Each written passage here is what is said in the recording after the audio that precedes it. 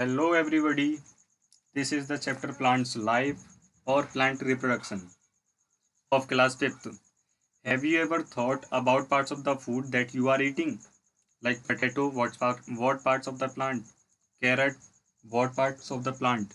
And the radish, what parts of the plant? In this chapter, we will discuss about the parts of the plant that we eat and how it produces. First of all, let me introduce. My name is Sachin Kumar and welcome to your channel on Tool Brains. You can learn the science, social science and relative information about it with basic and easy way. Now let's start the chapter Plants Reproduction.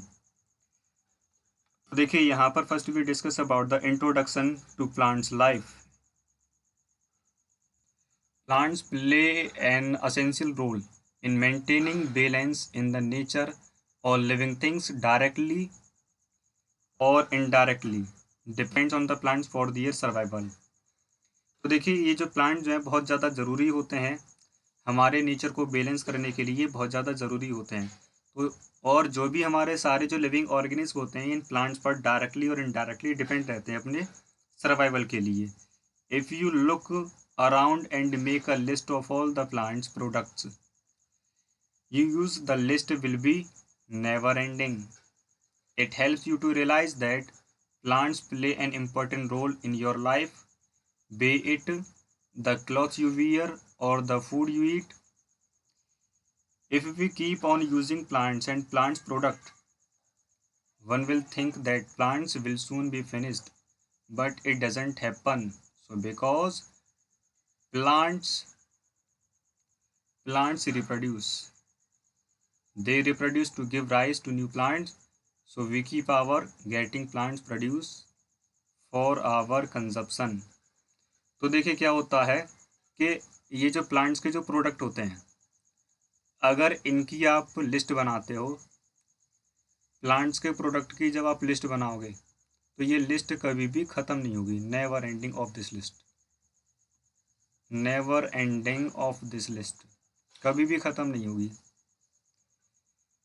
अब तो ये हमारे survival के लिए बहुत ज़्यादा important होते हैं. प्लांट्स हमारी लाइफ में बहुत ज़्यादा इम्पोर्टेंट रोल रखते हैं. ये जिस तरीके से हमारे लिए कपड़े पहनना ज़रूरी होता है, हमारे लिए खाना ज़रूरी होता है, वैसे ही प्लांट जो है हमारी लाइफ में बहुत ज़्यादा इम्पोर्टेंट रोल करते हैं. अब मान लीजिए कोई भी एक व्यक्ति है वो सोचता है कि अगर मैं प्लांट प्रोडक्ट अगर मैं यूज़ कर लेता हूँ, जैसे उसने यानी कि फ्रूट का इस्तेमाल कर लिया, यानी फ्रूट खा ली उसने, और इसकी जो लकड़ी थी उसका यूज़ कर लिया, तो उसको क्या लगेगा कि प्लांट्स क्या हो जाएंगे, प्लांट्स ख़त्म हो जाते हैं फिर. लेकिन ऐसा नहीं है. वो अगर ये सोचता है कि यानी कि अगर हम इनकी सारी चीज़ें अगर हम यूज़ कर लेंगे तो क्या हो जाएगा, क्या हो जाएगा, ये प्लांट जो है वो ख़त्म हो जाएंगे. लेकिन ऐसा नहीं होता है. ये ह्यूमन की तरह प्लांट्स भी क्या करते हैं, रिप्रोड्यूस करते हैं. Plants also reproduce.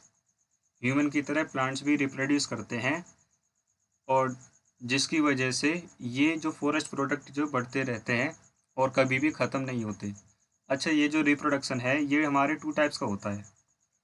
Reproduction are of 2 types. पहले रिप्रोडक्शन पता करते हैं कि रिप्रोडक्शन होता क्या है. तो जब एक लिविंग ऑर्गेनिज्म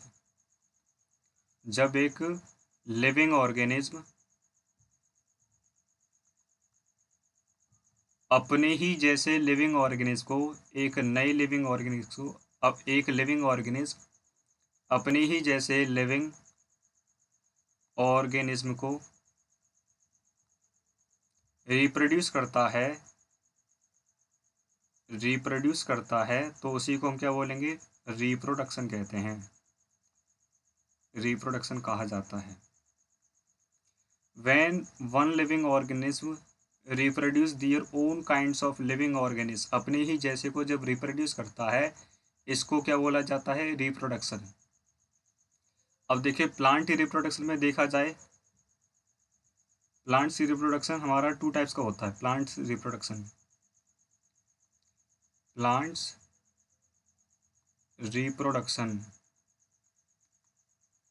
कौन कौन सा होता है ये. फर्स्ट हो जाएगा हमारा sexual reproduction, and the second one is asexual reproduction. तो देखिए ये जो सेक्सुअल रिप्रोडक्शन है, तो यहाँ होगा क्या, यहाँ पर प्लांट्स में क्या हो जाएगा, प्लांट्स में एक पार्ट होता है फ्लावर, प्लांट्स का एक पार्ट होता है फ्लावर, वहाँ जाकर रिप्रोडक्शन होता है, रिप्रोडक्शन होता है। अच्छा, फ्लावर से क्या हो जाएगा, सीड प्रोड्यूस होता है। तो जो प्लांट्स सीड को रिप्रोड्यूस करते हैं या फिर सीड को प्रोड्यूस करते हैं, बनाते हैं, उसमें होता है सेक्सुअल रिप्रोडक्शन। अब इसमें क्या हो जाएगा, फ्लावर के अंदर ही क्या होते हैं, रिप्रोडक्टिव ऑर्गन होते हैं। फ्लावर के अंदर ही क्या पाए जाएंगे, रिप्रोडक्टिव ऑर्गन पाए जाते हैं। और ये पूरा जो चैप्टर है आप क्लास 7th में अच्छी तरीके से पढ़ेंगे, किस तरीके से रिप्रोडक्टिव ऑर्गन काम करते हैं प्लांट्स में। इसके बाद सेकंड होता है हमारा असेक्सुअल रिप्रोडक्शन। तो देखिए असेक्सुअल रिप्रोडक्शन में क्या हो जाएगा, यहाँ पर जो प्लांट के जो पार्ट्स होते हैं, parts of the plant, parts of the plant, उन्हीं से क्या हो जाता है, एक नया प्लांट्स बनता है, न्यू प्लांट्स। प्लांट्स के पार्ट से ही जब एक नया प्लांट्स बनता है तो उसे हम बोलेंगे असेक्सुअल रिप्रोडक्शन होता है वो। अभी 1 मिनट रुकिएगा, थोड़ा इसे क्लियर कर लेते हैं।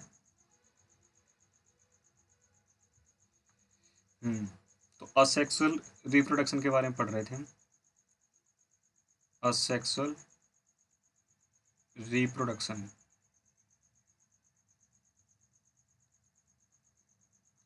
तो देखिए यहाँ क्या हो जाएगा, प्लांट के जो पार्ट्स होते हैं, parts of the plant,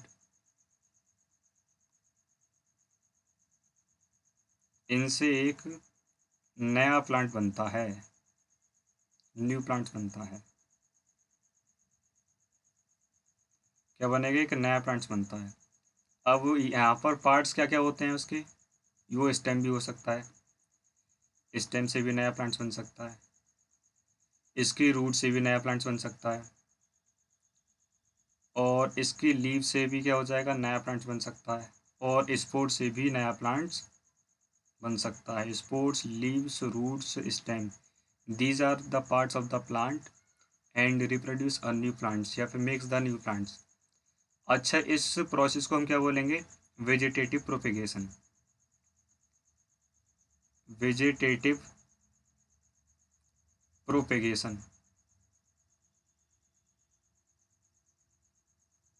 vegetative propagation क्या होता है, जब एक कोई नया प्लांट के पार्ट से ही जब रिप्रोड्यूस होता है या फिर बनता है, प्लांट के पार्ट से जब एक नया प्लांट बनता है तो उसे हम क्या बोलेंगे, वेजिटेटिव प्रोपेगेशन। याद रहेगा। अब देखिए हम आगे डिस्कस करेंगे कि कौन कौन से प्लांट्स रूट से ग्रो होते हैं, कौन कौन से प्लांट्स स्टेम से ग्रो होते हैं, कौन कौन से प्लांट्स लीव से ग्रो होते हैं, और कौन कौन से प्लांट्स स्पोर्ट से ग्रो होते हैं। तो पहले हम ये इसका रिप्रोडक्शन वाला पार्ट पढ़ लेते हैं, अभी हमने डिस्कस कर ही लिया था। जैसे as human starts their life as an infant, grow into an adult and become old, the life of a plants begin with a small seed which grow into an adult plant, reproduces and finally dies। तो देखिए क्या होता है, जिस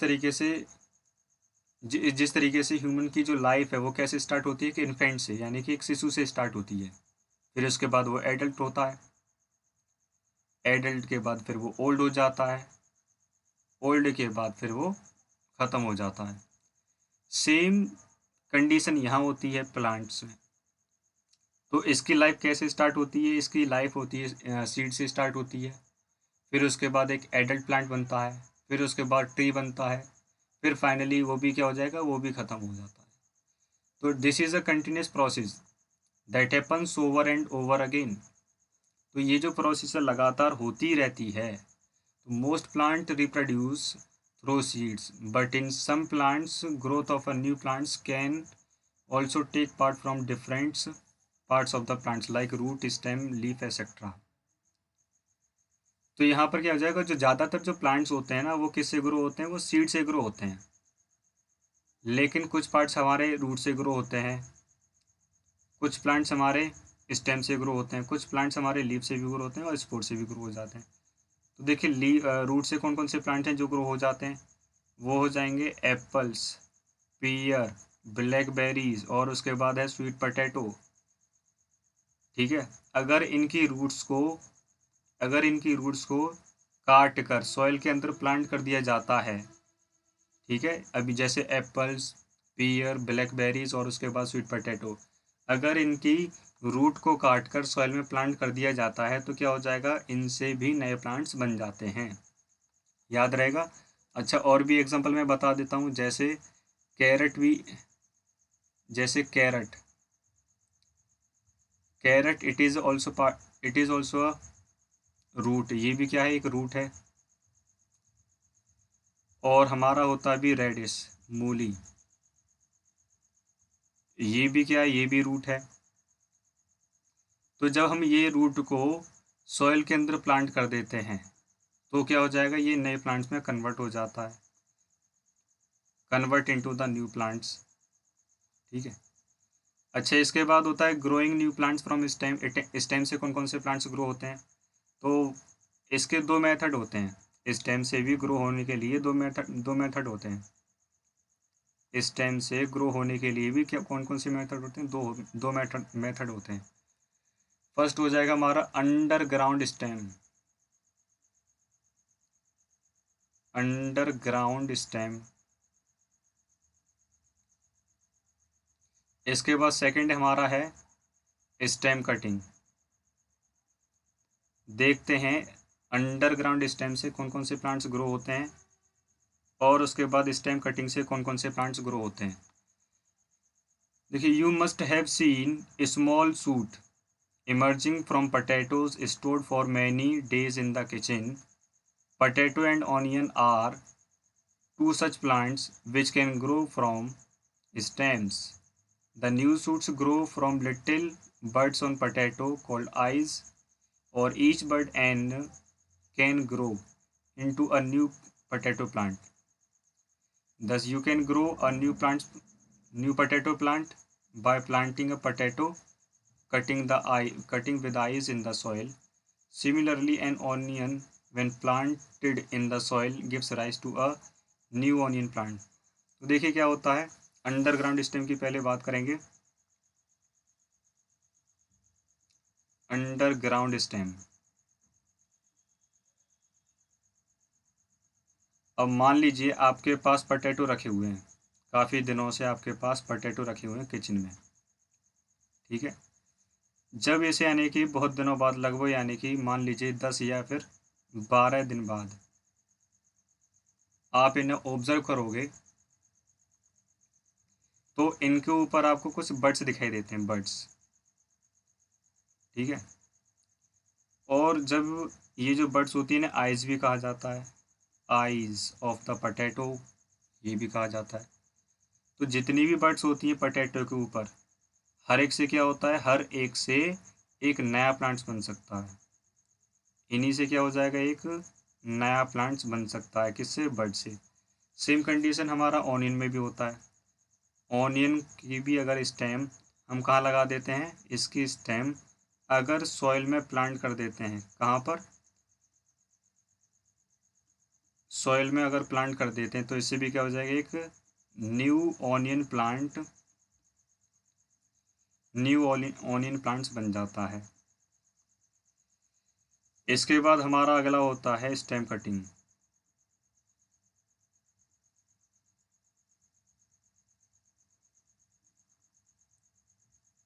second है हमारा stem cutting.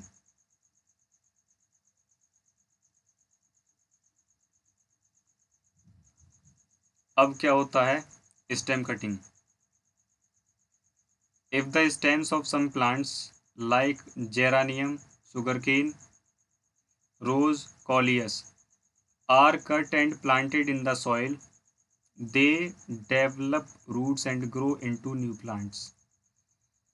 तो देखिए, कोई भी प्लांट्स है, कोई भी प्लांट्स है और उसकी स्टेम के पास भी क्या यानी कि कुछ कोई स्टेम है और उस पर क्या निकले हुए हैं, बड्स। ऐसी स्टेम जिसके ऊपर बड्स हैं और उसी स्टेम को अगर हम कहाँ प्लांट कर देते हैं, सॉइल के अंदर अगर हम प्लांट कर देते हैं तो क्या हो जाएगा, इससे भी एक नया प्लांट्स बन जाता है, न्यू प्लांट्स बन जाता है इससे भी। ठीक है।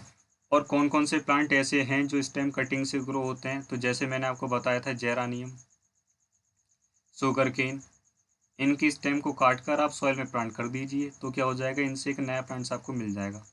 कॉलियस हो जाएगा, रोज हो जाएगा। These are the plants that grow from stem cutting, ये स्टेम कटिंग से ही ग्रो हो जाएंगे। तो जैसे यानी कि कॉमन एग्जांपल हम रोज़ ले लेते हैं, तो ऐसा आपने देखा भी होगा प्रैक्टिकली कि रोज़ की स्टेम को काट कर अगर आप अपने घर में लगा देते हैं तो क्या हो जाएगा, एक नया प्लांट्स ग्रो होने लगेगा। इसके बाद होते हैं हमारे रनर्स। रनर्स में हमारा स्ट्रॉबेरी है। अब क्या होता है, इसकी जो स्टेम्स होती है वो वो यानी कि हॉरिजॉन्टली ग्रो होती है, सीधी सीधे ग्रो होती है ग्राउंड के नज़दीक। और जैसी ये स्टेम जो है ग्राउंड को टच कर लेती है तो क्या हो जाएगा, इसकी रूट्स और उसके बाद इसकी रूट्स डेवलप होती हैं और ये नए प्लांट्स में कन्वर्ट हो जाता है। चलो एक बार समझ लेते हैं रनर्स के बारे में भी। तो रनर्स, जैसे ये मैंने कोई प्लांट्स बना दिया, यहाँ पर इसकी जो स्टेम है, ये जो स्टेम है ये क्या हो जाएगी, इस तरीके से ग्रो होगी। और जैसे ये इससे टच हो जाएगी, जैसे ये इससे टच हो जाएगी तो यहाँ पर क्या हो जाएगा, यहाँ पर रूट्स डेवलप होने लगेंगी, और उसके बाद ये क्या बन जाएगा, एक नया प्लांट्स बन जाएगा। क्या बन जाएगा, एक नया प्लांट्स बन जाएगा। तो ये रनर्स होते हैं। ऐसा किस में होता है, तो ऐसा होता है स्ट्रॉबेरी में, स्ट्रॉबेरी में होता है ऐसा। तो स्ट्रॉबेरी कैसे ग्रो होती है, रनर वाले मेथड से। तो एक रनर वाला मेथड हो गया, स्टेम कटिंग वाला मेथड हो जाएगा, और उसके बाद एक रूट वाला मेथड हो गया। इसके बाद हमारा अगला होता है लीव्स। तो पहले थोड़े से क्लियर कर लेते हैं लीव्स को पढ़ने से पहले। हाँ, तो देखिए हम पढ़ेंगे अब लीव्स के बारे में।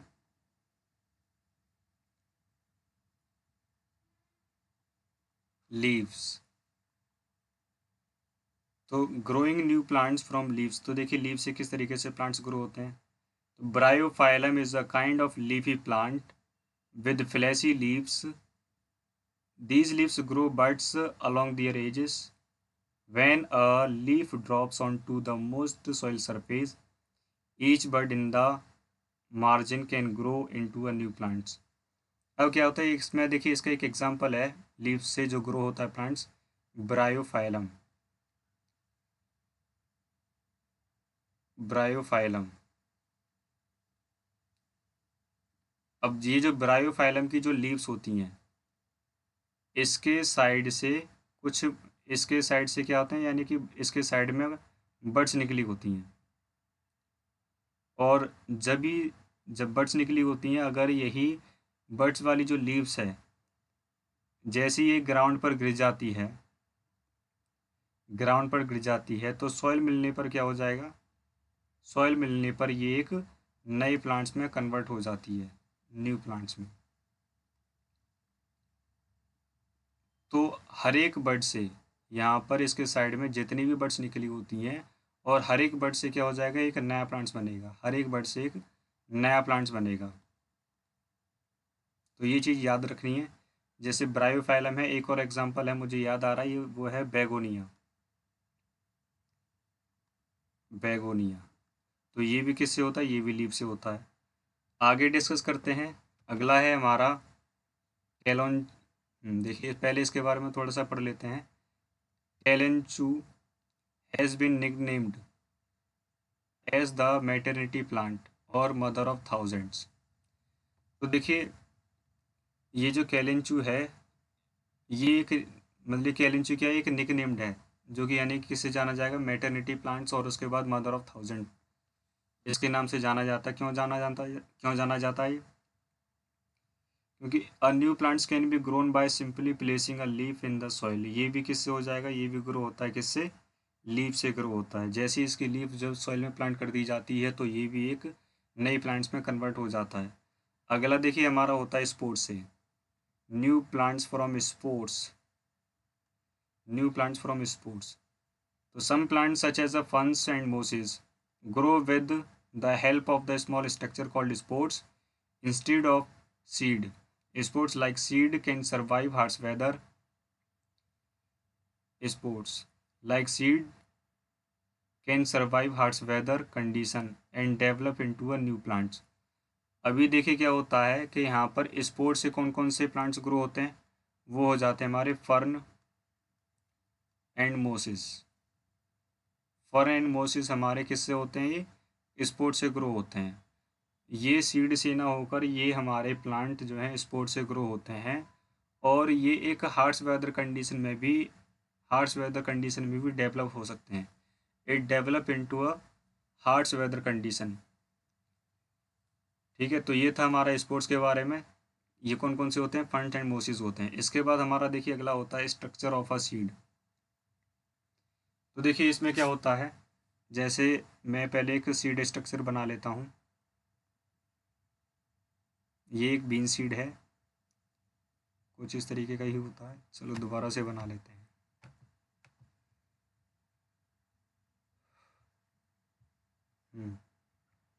तो देखिए दोबारा से बना लेते हैं एक सीड। ये कुछ इस तरीके का हो जाएगा। यहाँ पर एक होल होता है और एक लेयर और जाती है, ऐसे ही एक लेयर और जाती है। और यहाँ हमारा एक प्लांट होता है, यहाँ प्लांट होता है। और देखिए ये जो बाहर वाली लेयर होती है इसको बोला जाता है seed coat, seed coat.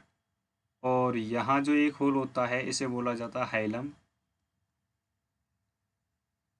Hilum. और ये जो प्लांट होता है ये होता है बेबी प्लांट, बेबी प्लांट, जिसे एम्ब्रियो एम्ब्रियो भी कहा जाता है, एम्ब्रियो, एम्ब्रियो भी कहा जाता है इसे। और देखिए ये जो अंदर वाला पार्ट है, ये वाला जो अंदर वाला पार्ट है इसको कहा जाता है कॉटिलीडन। तो ये क्या हो जाएगा हमारा कॉटिलीडन। देखते हैं अभी सभी के फंक्शन समझते हैं कि करके क्या होते हैं। तो सबसे पहले हम करेंगे हाइलम की बात। हाइलम का फंक्शन होता है ये वाटर को स्टोर करता है, वाटर को स्टोर करता है, फूड को स्टोर कर लेता है। और ये जो फूड स्टोर होता है तो होगा कहाँ पर, ये हो जाएगा कॉटिलीडन में। यानी हाइलम से क्या हो जाएगा, फूड स्टोर हो जाएगा, और फूड स्टोर जो होकर जाएगा कहाँ पर, कॉटिलीडन में जाएगा। और जैसे ही ये कॉटिलीडन में जाएगा तो यहाँ पर एक बेबी प्लांट जिसे हम एम्ब्रो के नाम से जानते हैं, वो इस फूड को कंज्यूम करेगा। ठीक है, और उस फूड का यूज़ करेगा, और धीरे धीरे यही जो बेबी प्लांट्स है एक धीरे धीरे एक नए नए प्लांट्स में कन्वर्ट हो जाता है। ठीक है, तो यहाँ भी जो भी फूड होगा, फूड स्टोर होगा, कौन करेगा इसका यूज़, इसका यूज़ करेगा ये छोटा सा प्लांट, बेबी प्लांट जिसे हम एम्ब्रो कहते हैं। तो ये इस प्लांट को यूज़ करेगा, वो इस फूड को यूज़ करेगा, सॉरी। तो ये एक नए प्लांट्स में कन्वर्ट हो जाएगा। अच्छा, एक बाहर वाली लेयर बची जिसे हम बोलेंगे सीड कोट। तो ये जम से या फिर बाहर बाहर कोई भी एक्टिविटीज़ होती है उनसे सीड कोट क्या करेगा, सीड को बचाता है। द और सीड कोट का काम होता है प्रोटेक्ट करना, सीड को प्रोटेक्ट करने का काम होता है किसका, सीड कोट का। ठीक है, तो ये था हमारा सीड के बारे में। अच्छा, यहाँ पर कॉटिलीडन के बारे में और डिस्कस कर लेते हैं। जैसे मान लीजिए अगर आपने ग्राम लिए, चने ले लिए, और इन चनों को आपने रात में भिगो कर रख दिया, soaked in the water in night, soaked in the water. और रात में इनको आपने भिगो कर रख दिया। अब जैसे ही आप इन्हें मॉर्निंग में देखोगे, तो क्या हो जाएगा, ये थोड़े से फूल जाते हैं इसमें, यानी कि वाटर क्या हो जाता है, ये वाटर को एब्जॉर्ब कर लेते हैं, जिसकी वजह से ये क्या हो जाते हैं, थोड़े फूल जाते हैं। अब यहाँ पर इनकी जो सीड कोट होती है वो आप इजीली उतार सकते, रिमूव कर सकते हो। जो सीड कोट होती है उसे आसानी से आप रिमूव कर सकते हो। और जैसे ही आप इसे रिमूव करोगे तो ये जो ग्राम है वो आपके टू पार्ट्स में डिवाइड हो जाएगा, डिवाइडेड इनटू टू पार्ट्स। तो जब वो यानी कि एक सीड हमारा दो पार्ट्स में डिवाइड हो गया, तो इसमें जो दो पार्ट्स हैं तो हर एक पार्ट्स को क्या बोला जाएगा, कॉटिलीडन कहा जाता है। तो इसमें कितने कॉटिलीडन पाए गए हैं, इसमें दो कॉटिलीडन पाए गए हैं। तो जिसके अंदर दो कॉटिलीडन पाए जाते हैं उसे बोला जाता है डाइकॉटिलीडन। क्या बोलेंगे, डाइकॉटिलीडन।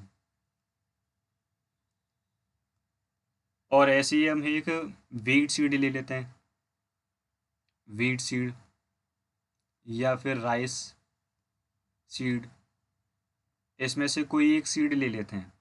इसके बाद यहाँ पर इसे देखेंगे तो ये टू पार्ट्स में डिवाइड नहीं होगा, not divided into two parts, ये दो पार्ट्स में डिवाइड होगा ही नहीं, तो ये सिंगल में ही रहेगा, यानी कि दो पार्ट्स में नहीं होगा तो क्या रहेगा, ये सिंगल में ही रहेगा।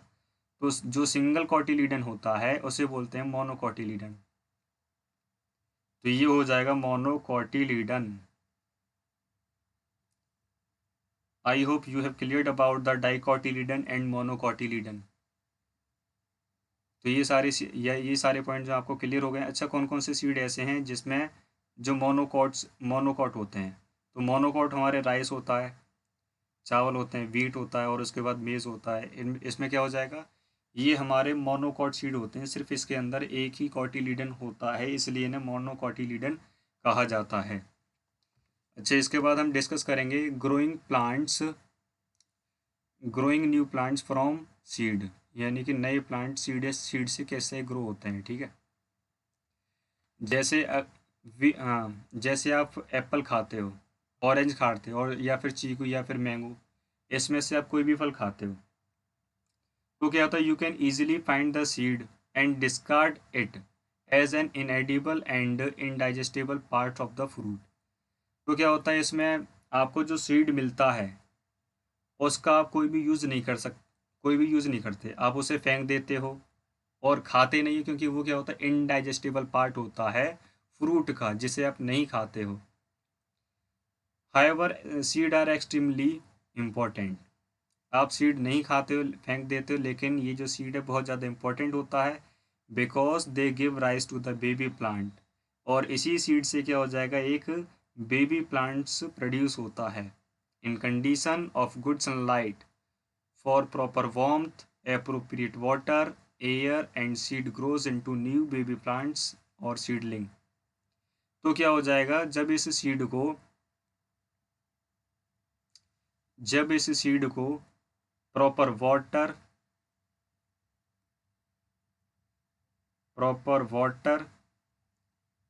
प्रॉपर एयर, प्रॉपर सनलाइट, जब ये इन्हें पूरी तरीके से मिल जाते हैं सीड को, तो क्या हो जाएगा, सीड हमारा एक नए प्लांट्स में कन्वर्ट हो जाता है। क्या हो जाएगा, ये एक नए प्लांट्स में कन्वर्ट हो जाता है हमारा सीड। ये जब ये सारी चीज़ें मिल जाती हैं, वाटर, एयर और उसके बाद सनलाइट जब मिल जाती हैं, तो ये नए प्लांट्स में कन्वर्ट हो जाता है। अच्छा, यहाँ पर क्या हुआ कि एक हमने सीड लिया, सीड को ये सारी कंडीशन वाटर, एयर और उसके बाद सनलाइट, ये सारी चीज़ें इसे प्रॉपर तरीके से मिल जाती हैं, और ये एक नए प्लांट्स में कन्वर्ट हो जाता है, न्यू प्लांट्स में कन्वर्ट हो जाता है। इसी प्रोसेस को हम क्या बोलेंगे, इसी प्रोसेस को हम बोलेंगे जर्मिनेशन।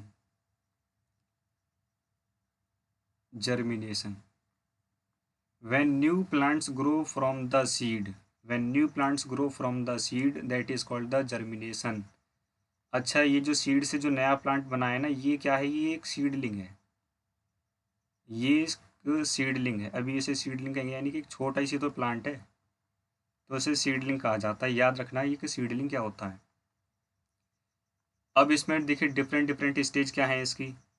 ये हमारा यानी कि पहले इस तरीके का सीड था, इसके बाद क्या हुआ, ये ऐसा हुआ, थोड़ी सी इसकी जो रूट्स हैं वो डेवलप होने लगी। अब देखिए इसमें यानी कि लीव्स भी निकल आई हैं और रूट्स थोड़ी सी और डेवलप हो गई हैं। और यहाँ पर लीव्स देखो थोड़ी सी कितनी डेवलप हो चुकी हैं, और ये बात देखो, ये रूट जो है इसकी कितनी डेवलप हो चुकी है।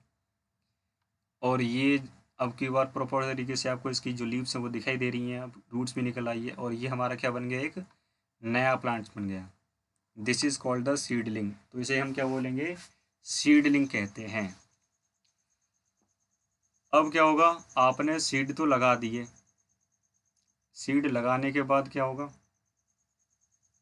अच्छा आप सीड ना एक जगह पर नहीं लगा सकते, कई सारे सीड, यानी कि many seed does not grow at one place, यानी कई सारे सीड को एक ही जगह पर नहीं लगाया जा सकता।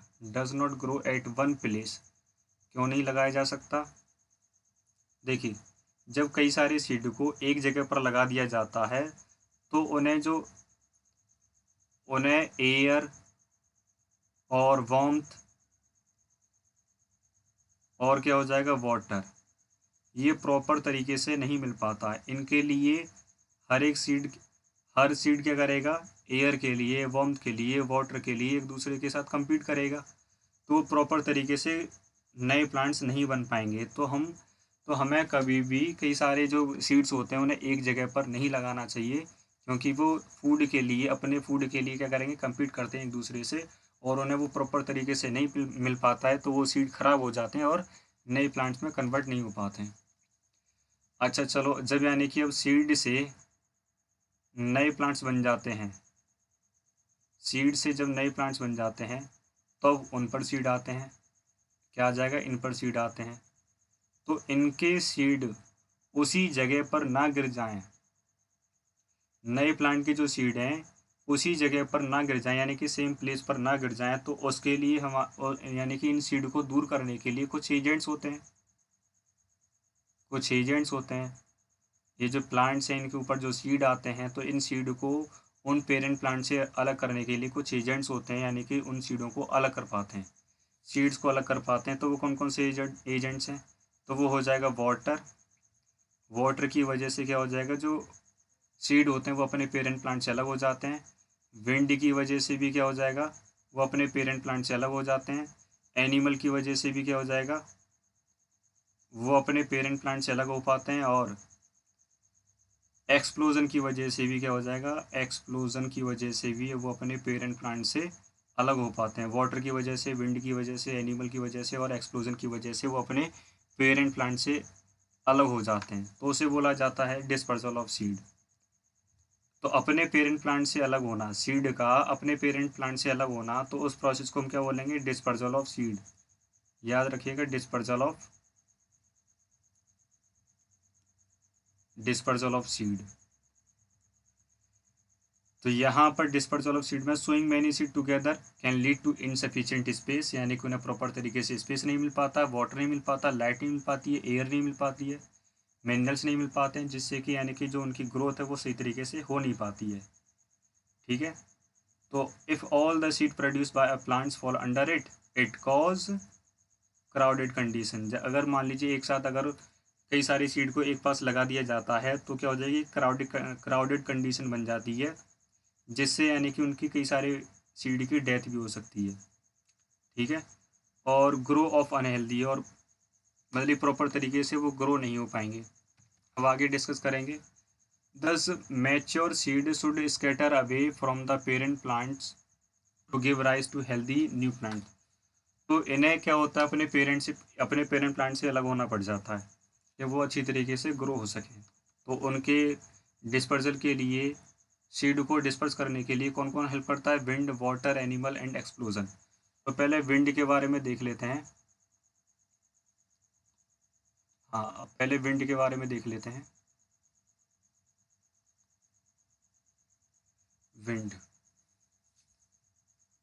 तो देखिए dispersal of wind, some seeds are carried away to a new place by the wind. These seeds are very light in weight, like seeds of the orchid, which are as light as dust. तो देखिए wind से disperse होने वाले जो seed होते हैं उनकी characteristics कैसी होती है, वो बहुत ज़्यादा हल्के होते हैं। इतने हल्के होते हैं जैसे कि डस्ट, जैसे यानी कि आपने देखा और डस्ट कितनी हल्की होती है, वैसी यानी कि जो सीड है उतनी हल्के होते हैं। और इसी हल्की होने की वजह से, विंड की वजह से अपने पेरेंट प्लांट से अलग हो पाते हैं, यानी डिस्पर्स हो पाते हैं। Some seeds are hairy hairy like seeds of dandelion and milkweed. These hair growths act as a like parachute which carry the seed far away from the parent plant. The seed of maple and elm trees have wings so that they can easily carried away by the wind. अभी देखिए क्या होता है, ये जो कुछ seeds होते हैं ना, ये कुछ सीड होते हैं, ये हेयरी सीड्स होते हैं, यानी कि इनके ऊपर क्या होते हैं, कुछ हेयर होते हैं। और हेयर इनके ऊपर जो हेयर होते हैं वो एक पैरासूट की तरह काम करेंगे, पैरासूट की तरह काम करेंगे। हवा चली नहीं और उसके साथ ये उड़कर चले जाते हैं एक जगह से दूसरी जगह। और कौन कौन से प्लांट्स हैं जो यानी कि एक जगह से दूसरी जगह हवा के थ्रू चले जाते हैं, तो वो हो जाएगा डेंडेलियन, डेंडेलियन हो जाएगा। और हो जाएगा मिल्कवीड, मिल्कवीड। और क्या हो जाएगा इसमें, और हो जाएगा मैपल, मैपल के बाद हो जाएगा ईलम ट्रीज, ईलम ट्रीज। तो these are the plants that dispersed by wind। तो विंड से होने वाले प्लांट्स नाम बताइए उनका, तो dandelion, milkweed, maple, Eelam trees. ये सभी किससे डिस्पर्स हो पाते हैं, अपने पेरेंट प्लांट से अलग हो पाते हैं। ये पेरेंट प्लांट से हेयर, पेरेंट प्लांट से हल्के होने की वजह से अलग हो पाते हैं। इसके बाद होगा हमारा अगला dispersal by water, dispersal by water. देखिए fruits which float on water as those of the water lily, the lotus, and the coconut palm are carried away to distant places by water. Coconut have fibrous outer covering, while lotus and lily fruits have a spongy part which helps them float on water. तो देखिए जो water से disperse हो जाते हैं उनकी characteristics क्या होती है, वो फ्लोट कर पाते हैं वाटर में। ठीक है, यानी कि उनकी करेक्टरिस्टिक्स होती है कि वो फ्लोट कर पाते हैं वाटर में, जिसकी वजह से वो क्या हो जाएगा, अपने पेरेंट प्लांट से अलग हो जाते हैं। कौन कौन से हैं, जैसे हमारे एग्जाम्पल में हो जाएगा कोकोनट, कोकोनट होगा। और इसकी जो आउटर कवरिंग होती है वो फाइब्रस होती है, फाइब्रस होती है, जिसकी वजह से क्या कर पाता है, ये फ्लोट कर पाता है, जिसकी वजह से ये फ्लोट कर पाता है। अब इसके बाद जैसे यानी कि हमारा है एक कोकोनट के बाद हमारा लोटस है, लोटस है, और इसके बाद लिली है। और इनके जो सीड होते हैं वो कैसे होते हैं, स्पॉन्जी सीड होते हैं, स्पॉन्जी सीड होते हैं। और स्पॉन्जी सीड होने की वजह से क्या हो जाएगा, ये अपने पेरेंट प्लांट से अलग हो पाते हैं, यानी कि फ्लोट कर पाएंगे और अपने पेरेंट प्लांट से अलग हो जाते हैं।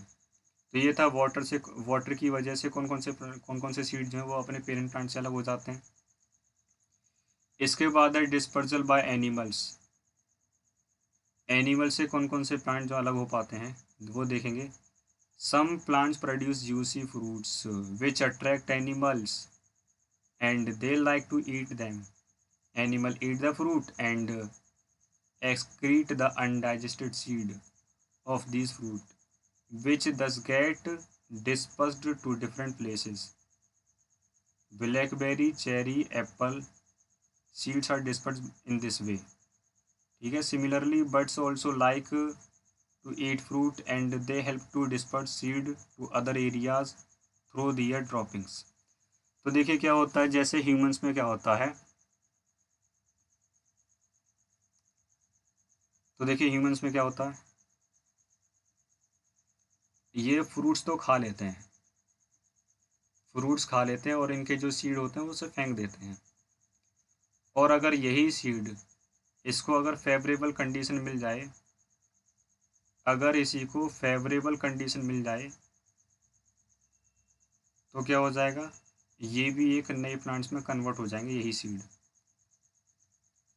कौन कौन से हैं जो यानी कि हम कौन कौन, जैसे मैंगो हो गया, मैंगो हमने खा लिया, इसका सीड फेंक दिया। इसके बाद एप्पल है, एप्पल हमने खा लिया, इसका सीड फेंक दिया। गुआवा है, इसके यानी कि मोस्टली हम खा लेते हैं लेकिन फेंक भी देते हैं। गुआवा है। तो these are the some plants या फिर some fruits that we eat the mango and throw the seed. और इनके सीड को हम क्या करते हैं, इनके सीड को हम फेंक देते हैं। और जैसे इन्हें फेवरेबल कंडीशन मिल जाती है, वो ये नए प्लांट्स में कन्वर्ट हो जाते हैं। सेम इसी तरीके से जो बर्ड्स होती है, बर्ड्स भी क्या करेगी, कुछ फ्रूट्स खाएगी और उसके जो सीड्स होते हैं उन्हें फेंक देती है, यानी कि दूसरी जगह वो जाकर वो डिस्पर्स हो जाते हैं और नए प्लांट्स में कन्वर्ट हो जाते हैं। और देखिए, और भी हमारे किसी यानी कि एनिमल की वजह से भी कुछ ऐसे हमारे प्लांट्स होते हैं जो एनिमल की वजह से अलग हो पाते हैं। तो देखिए, देखते हैं कौन कौन से प्लांट्स हैं वो। Mistletoe has a sticky fruit which are attractive to birds. तो देखिए यहाँ पर एक एग्जांपल है मिस्टलेटो प्लांट एक। तो इसके जो फ्रूट्स होते हैं वो कैसे होते हैं, स्टिकी फ्रूट्स होते हैं। और क्या होते हैं, स्टिकी फ्रूट्स होते हैं जिसकी वजह से बर्ड्स जो है इनकी इनकी तरफ क्या हो जाएगी, वो अट्रैक्ट होती है।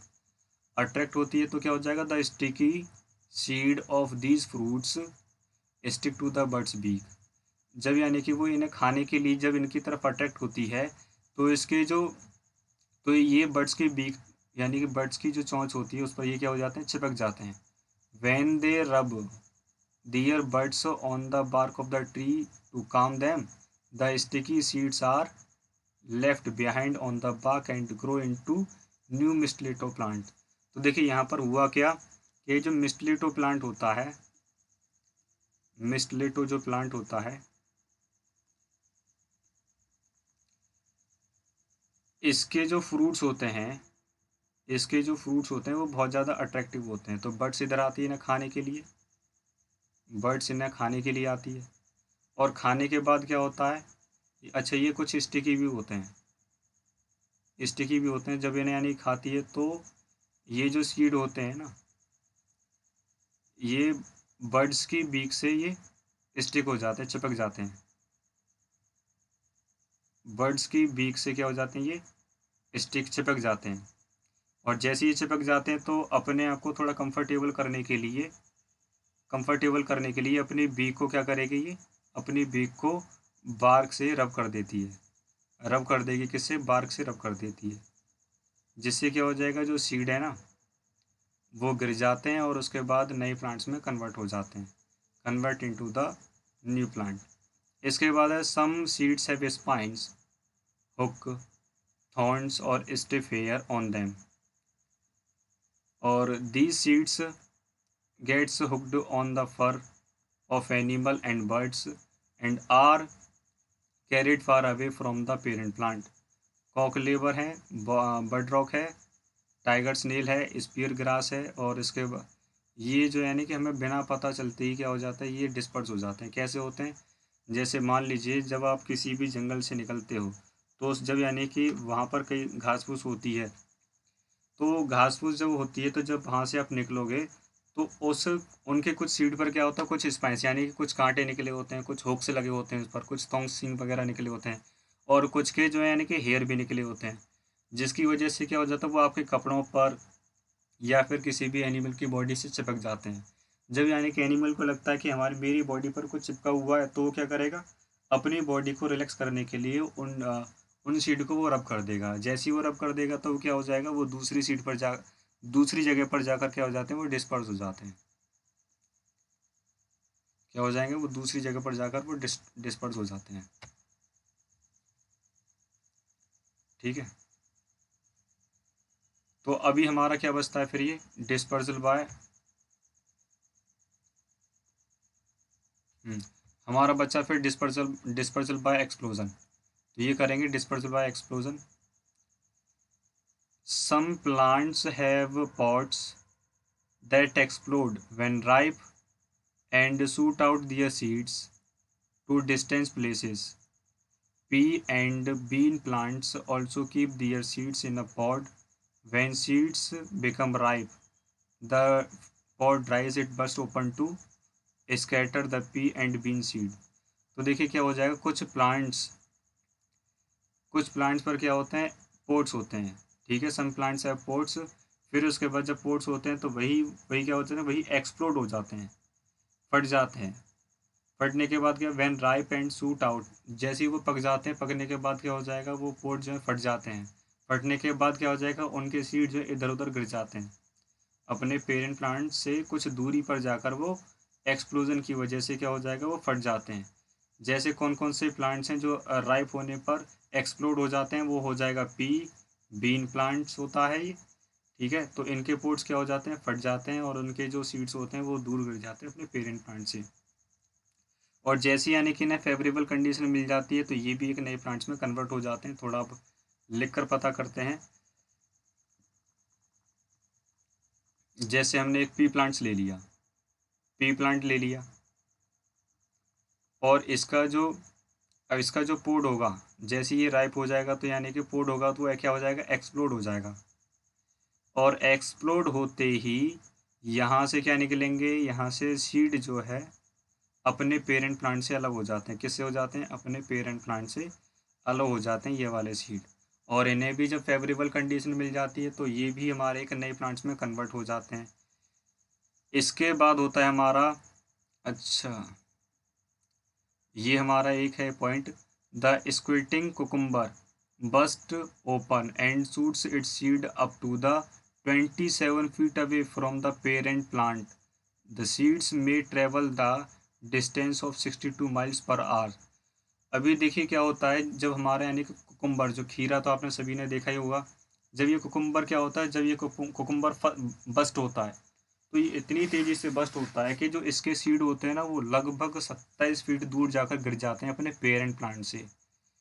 और इनकी ये जो स्पीड है ना, अगर ऐसे इन स्पीड को अगर आर में निकाला जाए तो क्या हो जाएगा, 62 माइल्स पर आवर, इतनी स्पीड हो जाती है इनकी जब ये यानी कुकुम्बर बस्ट होता है। तो ये थी आपके लिए एक नई जानकारी कुकुम्बर के बारे में। अच्छा, अब पढ़ते हैं फिर एग्रीकल्चर के बारे में। एग्रीकल्चर, तो देखिए, you get most of your food from plants. To provide food for a large population you need to grow healthy plants on a large scale. क्या होता है कि जैसे आप ना अपना ज़्यादातर फूड प्लांट से ही लेते हो, ठीक है, और अगर आपको एक बड़ी पॉपुलेशन के लिए फूड प्रोवाइड कराना है तो आपको आपको क्या आपको आवश्यकता पड़ती है कि आप हेल्दी प्लांट्स लगाएं एक बड़े से स्केल पर, यानी कि ज़्यादा से ज़्यादा आप हेल्दी प्लांट्स को लगाएं। फिर इसके बाद क्या होगा, such plants which are grown on a large scale for food और अदर पर्पस। जब इन्हीं फसल को एक जैसे प्लांट्स को एक बड़े स्केल पर लगाया जाता है फूड के लिए और भी कोई दूसरे पर्पस के लिए, तो इसी को क्या बोलेंगे, क्रॉप्स कहते हैं। The practice of growing crops is called agriculture. और इस और ये यानी कि फसल को उगाने के लिए या फिर फसल को ग्रो कराने के लिए हमें जो भी प्रैक्टिसेस करनी पड़ती है वो हमारी एग्रीकल्चर होता है। एग्रीकल्चर मीन्स खेती बाड़ी होता है। अच्छा, एक बार क्रॉप्स के बारे में पढ़ लेते हैं, यानी क्रॉप्स की डेफिनेशन क्या थी।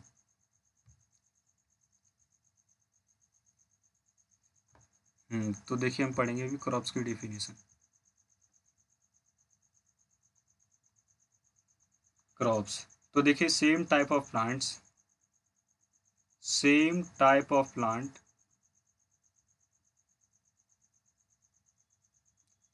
Type of plant are grown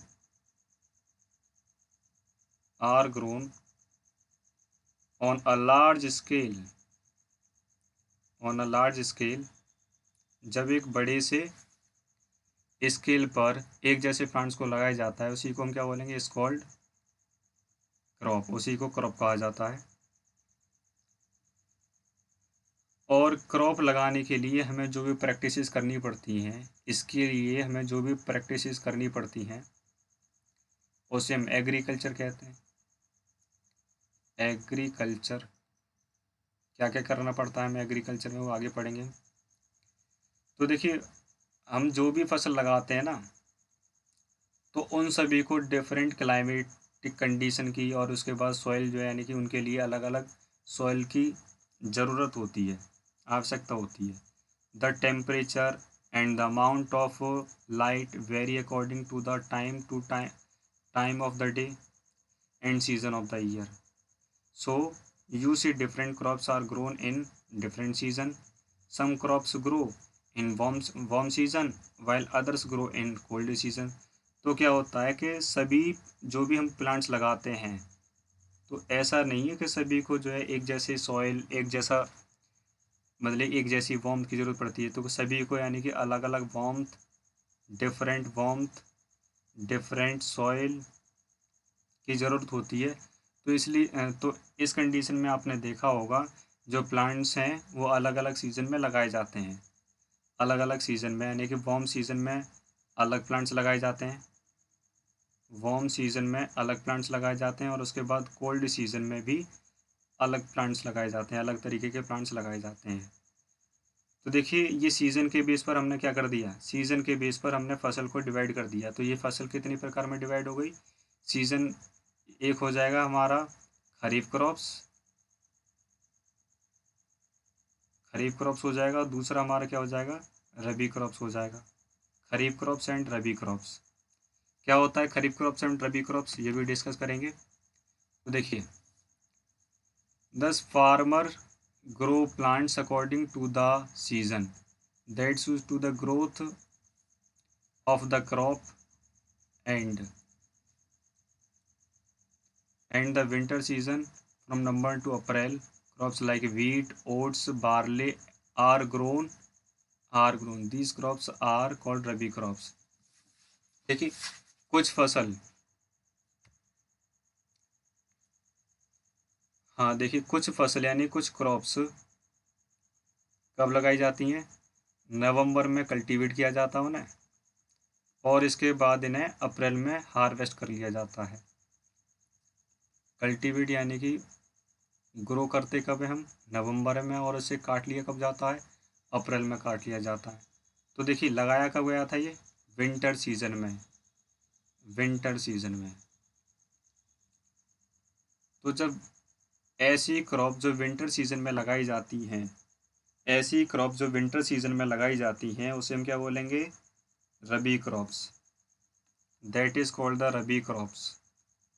rabi crops के कौन कौन से एग्जाम्पल हैं, केबेज बंद गोभी, कॉलीफ्लावर है, बीन्स है, peas are some of the vegetables. तो ये सारी जो वेजिटेबल्स हैं ये कब लगाई जाती हैं, विंटर सीजन में। तो ये क्या हो जाएंगी, हमारी रबी क्रॉप्स हो जाएंगी।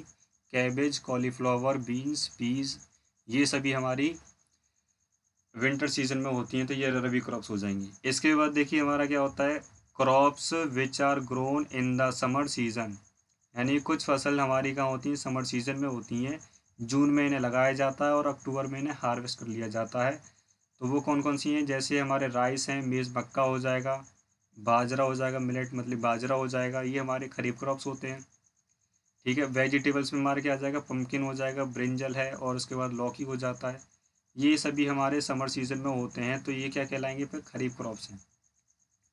क्या हो जाएंगे ये, खरीफ क्रॉप्स। तो खरीफ क्रॉप्स कब लगती है, ये लगती है जून में लगाई जाती है। जून में इसको कल्टीवेट किया जाता है और इसे अक्टूबर में, हाँ, और इसे अक्टूबर में इसे हार्वेस्ट कर लिया जाएगा। जून टू अक्टूबर इसका टाइम पीरियड होता है। और इनके एग्जांपल कौन कौन से हैं, राइस है, मेज़ है, मिलेट है और ये सभी यानी कि चावल, मक्का, बाजरा, ये सभी एग्जांपल किसके हैं, खरीफ क्रॉप्स के हैं। तो ये था हमारा क्रॉप्स के टाइप। अब हम आगे डिस्कस करेंगे increasing crop productivity. Increasing crop productivity, तो किस तरीके से हम फसल की प्रोडक्टिविटी को बढ़ाएंगे। तो why do farmers add manure and fertilisers to the soil. आपने देखा होगा कि जो फार्मर्स हैं वो मैन्योर मतलब कि मैन्योर डालते हैं सॉइल के अंदर, फर्टिलाइजर्स को डालते हैं। तो क्यों डालते हैं इन्हें, क्यों ऐड करते हैं, when crops are grown in the field year after year the soil becomes poor in minerals. तो देखिए क्या होता है, जब यानी कि साल भर हम फसल लगाते रहते हैं तो सॉइल की जो कंडीशन है वो ख़राब हो जाती है। यानी कि उसके जो न्यूट्रिएंट्स होते हैं या फिर मिनरल्स होते हैं वो सब यानी कि लॉस हो जाते हैं, निकल जाते हैं उसमें से। अब क्या होता है, फार्मर को क्या करना पड़ता है, farmer add different types of manure and fertilisers, तो उसे अलग अलग तरीके के मैन्योर उसके बाद फर्टिलाइजर का इस्तेमाल करना पड़ता है कि उसकी जो सॉइल है वो इम्प्रूव हो सके, यानी कि उसकी क्वालिटी बढ़ाई जा सके। और जैसे यानी क्वालिटी बढ़ जाएगी उसके अंदर मिनरल्स आ जाएंगे तो प्लांट की ग्रोथ अच्छी तरीके से हो पाएगी। तो देखिए फर्टिलाइजर्स में हमारे कुछ क्या हो जाते हैं, जैसे अमोनियम सल्फेट, और उसके बाद सुपर फॉस्फेट, नाइट्रेट्स। तो these are the compounds that improve the soil. तो इनकी वजह से क्या हो जाएगा, ये सॉइल को इम्प्रूव करते हैं, फर्टिलिटी बढ़ाते हैं सॉइल की। अच्छा, ये हमारे क्या हो जाएंगे, फिर फर्टिलाइजर्स होते हैं। मैन्योर में क्या होता है, मैन्योर हमारा एक नेचुरल फर्टिलाइजर्स होता है जो हमारे डिकम्पोजिशन से प्रोड्यूस होता है। अब डिकम्पोजिशन किसका, डिकम्पोजिशन लीव्स का और उसके बाद ड्रॉपिंग ऑफ एनिमल्स का। तो इनके ख़त्म हो जाने या फिर सड़ गल जाने के बाद जो भी रेसिड्यू बचता है वो हमारा क्या हो जाएगा, मैन्योर हो जाता है। These are also added to the field, यानी कि ये जो मैन्योर है ये भी फील्ड में लगाया जाता है, जिससे कि क्या होता है, सॉइल की फर्टिलिटी को बढ़ाया जा सके या फिर सॉइल की क्वालिटी को मिनरल से भर दिया जा सके। ठीक है, तो इसलिए यानी कि मैन्योर को लगाया जाता है। तो manure can be called as natural fertilisers. तो मैन्योर को हम क्या कह सकते हैं, इसको नेचुरल फर्टिलाइजर्स कह सकते हैं। It does not harm the animals living in the soil. और ये जो नेचुरल फर्टिलाइजर्स होता है ये बिल्कुल भी कोई नुकसान नहीं पहुंचाता है, जो भी सॉइल के अंदर एनिमल्स होते हैं उन्हें कोई भी नुकसान नहीं पहुंचाता है। तो ये था यानी कि ये फर्टिलिटी बढ़ाने के लिए, सॉइल की फर्टिलिटी बढ़ाने के लिए हमने मैन्योर का इस्तेमाल किया और उसके बाद फर्टिलाइजर्स का इस्तेमाल किया। मैन्योर हमारा क्या निकलता है, मैन्योर होता है हमारा नेचुरल फर्टिलाइजर्स होता है, और उसके बाद जो फर्टिलाइजर्स होता है उसे केमिकल से बनाया जाता है फैक्ट्रीज में। ठीक है, दोनों से क्या होता है, दोनों से हमारी सॉइल की फर्टिलिटी को बढ़ाया जाता है कि फसल जो है अच्छी तरीके से ग्रो हो पाए। अच्छा, और क्या क्या काम है, और कौन कौन से काम है जो हमें करने पड़ते हैं, और कौन कौन से काम हैं जो हमें करने पड़ते हैं, कौन कौन सी प्रैक्टिसेस हैं जो हमें फसल को लगाने के लिए करनी पड़ती हैं। तो वो हो जाएगा prepare the soil well. Prepare the soil well, हमें यानी कि सॉइल को अच्छी तरीके से प्रिपेयर करना पड़ता है। तो उसके लिए प्रिपेयर करने के लिए क्या करेंगे, plough the field to make the soil loose and airy. तो उसके लिए यानी कि हमें खेत को जोतना पड़ता है जिससे कि जो सॉइल है वो लूज हो जाए और एयरी हो जाए। एयरी मतलब उसमें एयर एयर स्पेस बन जाए। एयर स्पेस बन जाएगा तो सॉइल की रूट्स को एयर मिल पाएगी और वो ग्रोथ अच्छी तरीके से ग्रोथ कर पाएंगे। Also add the right kind and right amount of fertilisers. और सॉइल को इम्प्रूव करने के लिए इसमें फर्टिलाइजर्स का भी इस्तेमाल किया जाता है। तो हमने सॉइल को इस तरीके से प्रिपेयर करते हैं। इसके बाद क्या हो जाएगा, use healthy and a good variety of seed. हमें अच्छे अच्छे वेराइटी के सीड यानी कि अच्छी हेल्थ वाले हमें सीड को लगाना पड़ता है जिससे कि जो प्लांट्स हैं वो अच्छी तरीके से ग्रो हो सकें। ठीक है, इसके बाद क्या हो जाएगा, water the fields well with right amount of water. हमें खेतों में पानी भी लगाना पड़ता है सही अमाउंट में, जिससे कि यानी कि फसलों को पानी मिल जाए और उस पानी की वजह से वो ग्रोथ हो जाए उनकी अच्छी तरीके से। इसके बाद क्या हो जाएगा, protect plant from disease and harmful insects and paste. अब क्या होता है, यानी कि हमें ऐसे डिसीज़ यानी कि बीमारियों से बचाना पड़ता है, इंसेक्ट से बचाना पड़ता है, पेस्ट से बचाना पड़ता है, और उसके बाद कुछ फंगीसाइड्स हैं उनसे भी बचाना पड़ता है, इंसेक्टिसाइड से भी।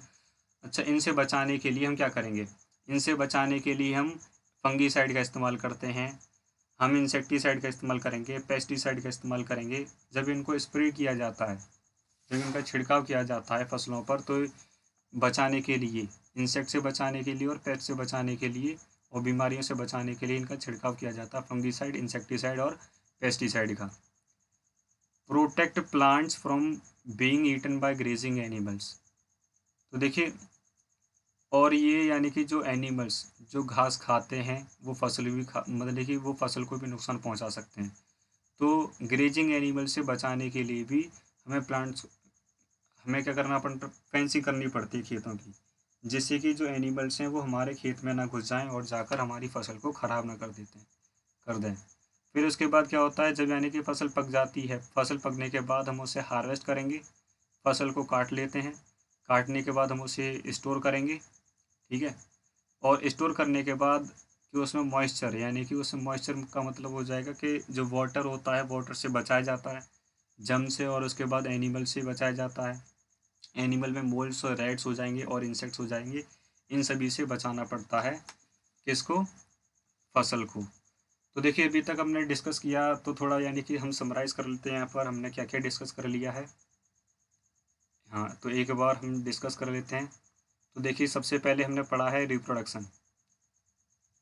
रिप्रोडक्शन, इसके टाइप्स पढ़े थे।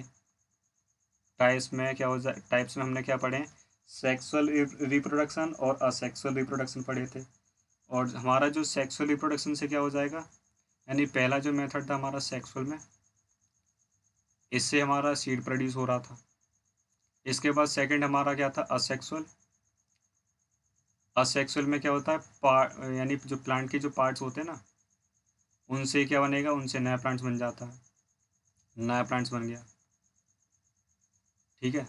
अब जैसे यानी कि अब मैंने पार्ट्स कौन कौन से बताए थे, इसमें स्टेम बताया था, रूट बताया था, और स्टेम, रूट, लीव्स, और इसके बाद स्पोर्ट्स बताए थे। इनसे क्या होता है, नए प्लांट्स बन जाते हैं। रूट से कौन कौन से प्लांट्स ग्रो हो जाते हैं।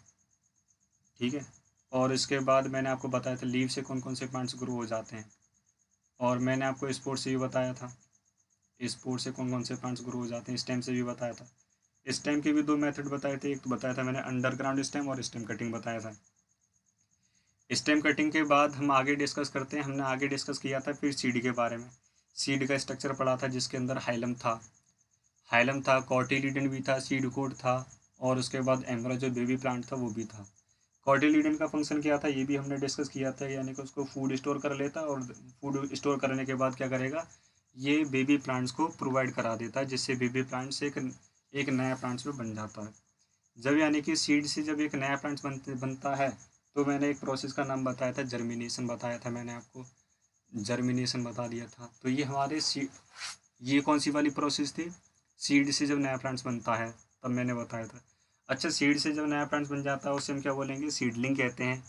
ये भी मैंने आपको बताया था। सीडलिंग के बाद हम आते हैं फिर, जब सीड प्लांट्स बन जाते हैं, सीड यानी कि जब ये नए के नए पेड़ बन जाते हैं तो उनके ऊपर भी सीड आने लगते हैं। तो उन सीड को अपने पेरेंट प्लांट से अलग करने के लिए कुछ एजेंट्स बताए थे, जिसमें विंड वाटर एक्सप्लोजन, ये सब थे। तो विंड से कौन कौन से हो जाते हैं, एक्सप्लोजन से कौन कौन से हो जाते हैं, एनिमल से कौन कौन से हो जाते हैं, ये मैंने आपको बताया था कि किस तरीके से अपने पेरेंट प्लांट से अलग हो जाते हैं। फिर इसके बाद मैंने बताया था डिस्पर्सल हो जाने के बाद हम क्या करेंगे, हम सॉइल की प्रोडक्टिविटी को बढ़ाते हैं, जिसमें हम मैन्योर और फर्टिलाइजर्स का इस्तेमाल करेंगे। मैन्योर फर्टिलाइजर जिसके सॉइल की फर्टिलिटी को बढ़ाया जा सकता है।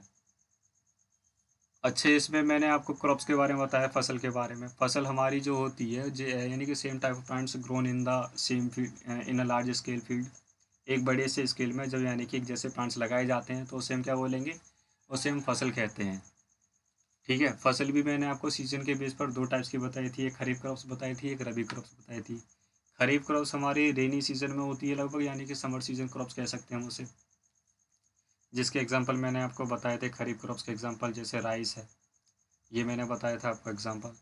और उसके बाद रबी क्रॉप्स हमारी विंटर सीजन है, नवंबर टू अप्रैल होती है, यानी कि नवंबर में कल्टीवेट किया जाता है और अप्रैल में इसे हार्वेस्ट कर लिया जाता है।